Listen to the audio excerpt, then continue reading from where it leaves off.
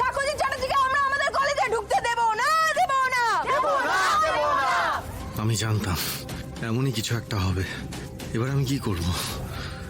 এভাবে চললে তো আমার কেরিয়ারটাই শেষ হয়ে যাবে।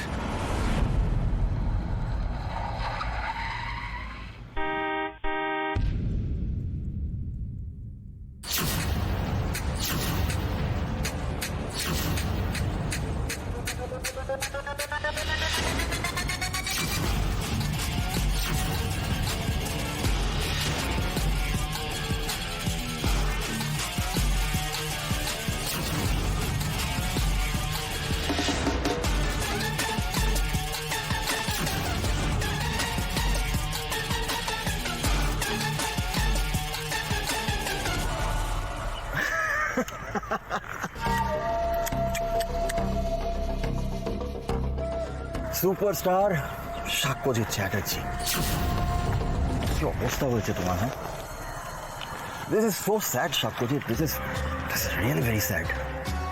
তোমার ফ্যানেরা তো তোমাকে একেবারে রাজপথ থেকে ফুটপাতে নামিয়ে বসিয়ে দিল। তুমি এখানে কেন এসেছো?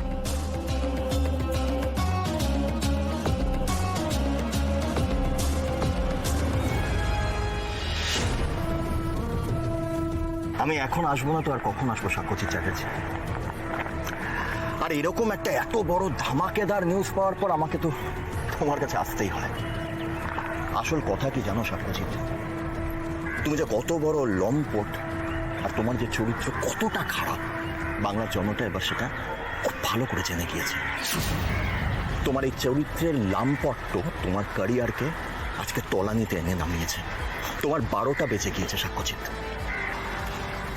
আসলে আমাকে একটা কথা বলতেই হয়, শাক দিয়ে কি আর মাছ ঢাকা যায়? যায় না। এটাকে কি যেন একটা বলে, ও হ্যাঁ, ভগবানের মার। শুনেছো নিশ্চয়?